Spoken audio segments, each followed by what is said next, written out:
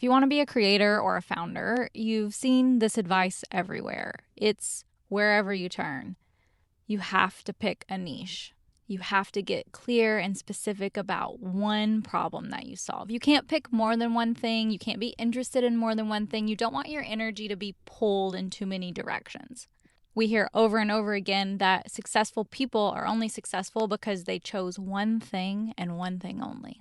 And while I cannot dispute the fact that your focus and your attention are your most valuable assets, the idea that you can only pick one thing is total BS.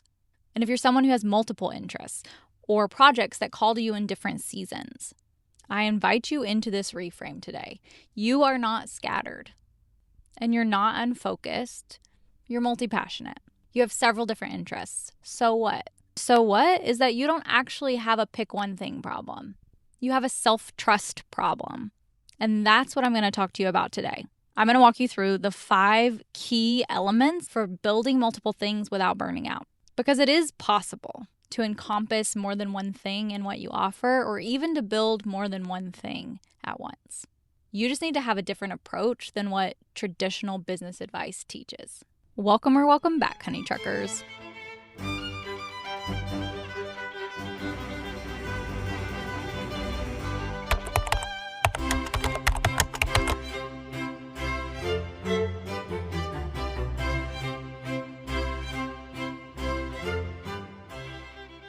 Okay, so we know the typical advice, right? Pick a lane, niche down, focus on one thing, become the expert in one area. And it makes sense why this advice exists. It helps you to get clear and it creates a specific path forward. It's clean, it's simple, and it makes marketing easy. It helps you to fit into a neat box that the average person can understand. But for multi-passionate people, you don't fit into a neat box. So when you try this traditional route, it feels suffocating. Like you're being asked to leave out or cut off parts of yourself in order to make other people comfortable, or in order to make yourself make sense, or in order to fix yourself. I've built multiple things over the years. I've had businesses in completely different industries, from yoga and wellness to ag tech.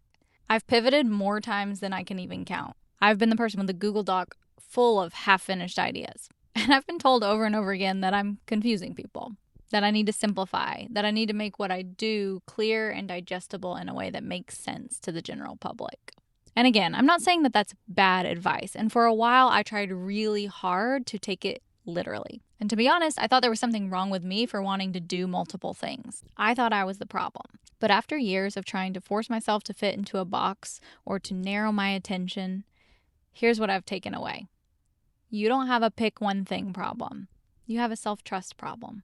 Because when you trust yourself, your timing, your seasons, your interests, your desire, your energy, you can absolutely build multiple things. So to make this so crystal clear, the problem isn't that you want to do multiple things. The problem is that you're trying to do it using traditional advice that doesn't really apply. And you're probably trying to do it all at once. That traditional business advice is built on a linear approach. It teaches you consistent output, to push through, to force the same kind of energy year-round. But natural growth and evolution happens in cycles. So as I lay out the framework, I want you to consider, instead of a linear approach, what would it be like to step into a cyclical one?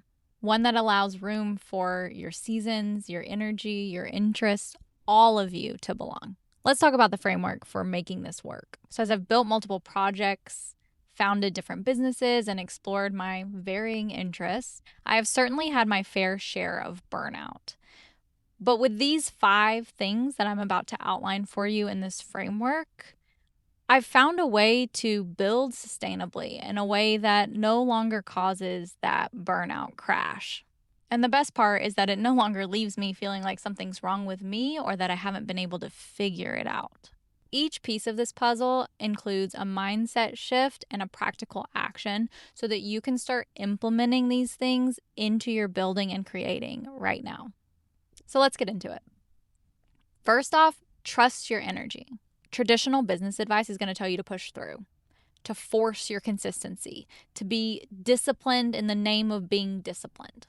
But that's not really what it's like to be human, and it's certainly not what it's like when you have multiple interests vying for your attention.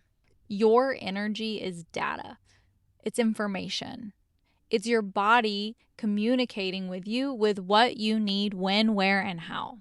When you have energy for a particular project, that's your green light. And if the energy isn't there, can you consider that that's not laziness? And it might not even be misalignment. That's just your body saying, not right now. Which, if you're used to hearing traditional business advice, it might sound crazy person woo-woo, what in the world? But I want to challenge the idea that the only option is to push through. And consider that you're allowed to follow the cycles of your energy. You're allowed to pursue what lights you up. You're allowed to let your energy flow between different projects instead of forcing yourself to show up in one way every single day. So some weeks you'll be all in on a single project. Other weeks you might have a different project calling to you. You might juggle a few at the same time. It's not a problem, and it's not a lack of focus, and it's not a lack of willpower. It's just how your brain and your energy seems to work. In practice, I want you to start each day by asking yourself, what project has energy today? Write it down and then honor it, even if it's not what you had planned. When you create from your energy instead of obligation, everything changes. And the last thing I want to say about that is that, of course, you may not always get to go with the flow. But instead of listening to that resistance right now, what would it be like to try on this new way? As much as you possibly can, let your energy be your guide and see what opens up. Okay, second thing, work in seasons. Not all of your projects need to be active at the same time. In fact, that's not really sustainable. But you can think of your projects like seasons. In the spring, you're planting, you're experimenting. In the summer, you're in full growth mode, high output, big visibility. In the fall, you're harvesting and reflecting. And in the winter, you're resting and allowing space. To practice here, list all of your projects out. Assign each thing you're working on a season based on your energy in that project right now. This might be multiple businesses. It might be your main gig and your side gig, or it could even just be pieces of the same puzzle. Like if you're a creator, this could be different platforms that you're using. Now, this part is tricky, but as a rule, consider that you can only have one, maybe two projects in summer mode at one time. Everything else needs to be positioned in complementing seasons. And just remember, if a project's in winter, that doesn't mean it's dead. You can come back to it at any point and it will be ready to be planted and experimented with again. Third piece, permission to pivot. When energy gets stale, that means it's time to shift gears. You do not have to white knuckle through something that is not serving you, okay? And changing direction doesn't mean that you failed anything. It just means that things are evolving. And that's good. Some signs that it's time for you to pivot. You're dreading working on it. It feels like forcing. You're procrastinating consistently. You're not excited when you think about it, and you feel relief when you don't have to do it. That's all really good data. So set up a monthly check-in and ask, what's working? What's not working? What needs to shift?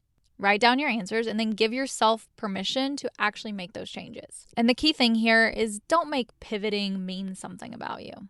It just means you're being responsive and you're paying attention. And truthfully, that helps you in the long run. Fourth thing, you got to take breaks. I know this is easier said than done, easier for you to hear than it is for you to implement, but your brain needs breaks. You need downtime to process. Your creativity needs space to refill. Without breaks, you're just depleting yourself and you will burn out. So there are two ways to take action here. One, on a daily basis, every 90 minutes, take a 10-minute break. And when I say take a 10-minute break, I mean like get up, move from where you are, maybe go outside, step away from any kind of device. Give yourself time to process in the in-between. And especially if you're changing projects or shifting gears, allow yourself true space in between. And then the second tier of implementing this taking breaks is once a month, take a full day off, no project work. I know that if you're working for yourself or you're a creator, that's really challenging. So just like set yourself up for success and then truly do it. Ideally without any devices, but you'll do what you got to do.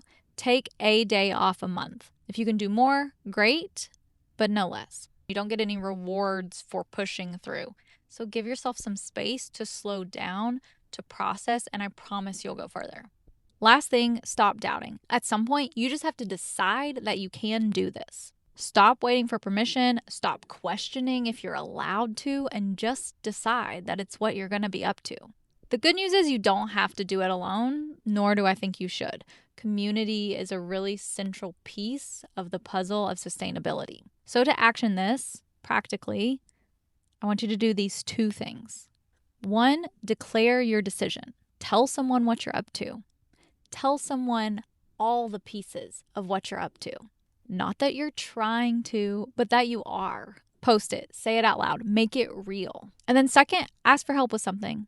Join a community. DM someone in the same industry.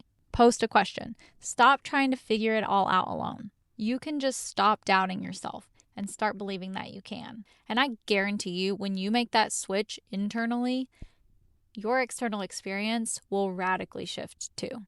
Because doubting yourself actually keeps you stuck. It keeps you consuming more instead of actually building.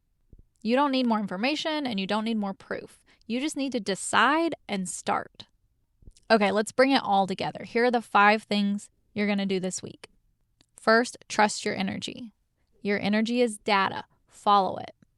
Ask every morning, what has energy today, and then honor that. 2, work in seasons. Not all projects need to be active at once. Assign each project a season. Put one into summer and organize the others accordingly.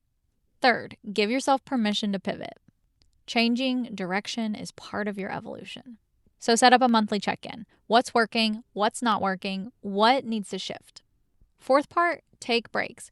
Rest is part of the work, not just a reward for getting everything done. Take 10 minutes off every 90 minutes, day to day, and reserve 1 full day off this month. And 5, stop doubting yourself. Just decide you can do it. Declare your decision to someone and then ask for help with 1 thing. Traditional business advice operates under the assumption that you should want 1 thing and you should want that 1 thing forever. But that's not you. That's not us. And truth be told, that's not human. So if you're multi-passionate, like I am, we just need a different system. We need to work in cycles and not straight lines. And we need a plan, but we need flexibility built into the plan and not just rigid discipline for the sake of discipline. Here's your permission. You don't have to pick 1 thing. You don't have to niche down. You don't have to simplify yourself so that you feel more digestible to people. You don't have to put yourself in a box. You don't have to be like everyone else. You can build multiple things. You can have different interests. You can pivot when things change. You just need to trust yourself enough to do it. The 5 parts that I talked about are how you build that trust. So if you're someone who's been told to pick a lane, I hope this gave you a different path forward. You don't need to fix yourself. You just need to trust yourself. If you haven't already, please subscribe to Honey Trucker, where we prioritize your style and your sanity with a practical and sustainable approach to seasonal strategy and creative entrepreneurship. And if you want to go deeper, check out my Discord group via my paid tier on Substack. I've linked it down below. Thank you for being here. Thank you for trusting yourself. And thank you for refusing to pick just 1 thing. The world needs what you're building. All of it. Until next time, keep on trucking, honey.